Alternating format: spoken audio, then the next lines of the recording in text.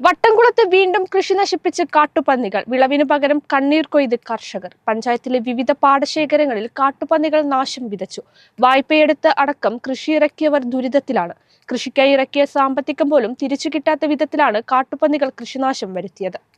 The complete family wedding, Lumika Wedding, Calicut Road, Chammad.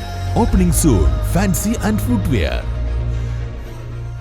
Vattamkulam ഗ്രാമപഞ്ചായത്തിലെ വിവിധ പാടശേഖരങ്ങളിൽ നാശം വിതച്ച് കാട്ടുപന്നികൾ. വായ്പയെടുത്ത് കൃഷിയിറക്കിയവർ ദുരിതത്തിൽ. കൃഷിക്കായി ഇറക്കിയ സാമ്പത്തികം പോലും തിരിച്ചു കിട്ടാത്ത വിധത്തിലാണ് കാട്ടുപന്നികൾ കൃഷിനാശം വരുത്തിയത്. തൈക്കാട്, കവുപ്ര, തെല്ലങ്ങോട്, പാലപ്ര പ്രദേശങ്ങളിലാണ് കാട്ടുപന്നികൾ കൊയ്യാൻ പാകമായ നെൽകൃഷി നശിപ്പിച്ചത്. പാലപ്ര പാടശേഖരത്ത് കാരാടുതൊടി രാമകൃഷ്ണൻ നായർ കൃഷി ചെയ്ത 70 സെന്റോളം സ്ഥലത്തെ നെൽകൃഷി പൂർണ്ണമായും കാട്ടുപന്നി കുത്തിമറിച്ച് നശിപ്പിച്ചു. പശുവളർത്തലും കൃഷിയും ഉപജീവനമാക്കിയ രാമകൃഷ്ണൻ ബാങ്കിൽ നിന്നും ലോൺ എടുത്താണ് പാടശേഖരങ്ങളിൽ 12 ഏക്കറോളം കൃഷി നടത്തുന്നത്. ഇവയിൽ അധികവും ഇപ്പോൾ കാട്ടുപന്നികൾ നശിപ്പിച്ചിരിക്കുകയാണ്.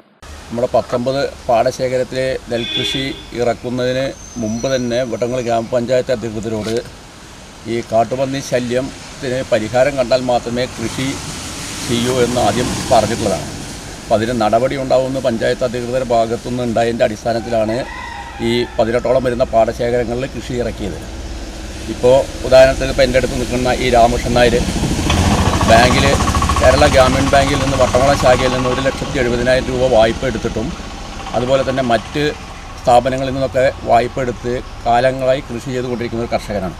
കാട്ടുപന്നി ശല്യം രൂക്ഷമായതോടെ കർഷകരുടെ നിരന്തരമായ ആവശ്യപ്രകാരം വട്ടക്കുളം ഗ്രാമപഞ്ചായത്ത് മുൻകൈയെടുത്ത് കാട്ടുപന്നികളെ വേട്ടയാടിക്കൊണ്ടിരുന്നു. എന്നാൽ കാട്ടുപന്നി ശല്യത്തിന് ഒരു കുറവും ഉണ്ടായിട്ടില്ലെന്നാണ് കർഷകർ പറയുന്നത്. കാട്ടുമൃഗങ്ങൾ മൂലമുണ്ടാകുന്ന കൃഷിനാശത്തിന് യാതൊരു സാമ്പത്തിക സഹായവും നൽകാൻ കഴിയില്ലെന്നാണ് കൃഷിഭവനിൽ നിന്നും കർഷകരെ അറിയിച്ചത്.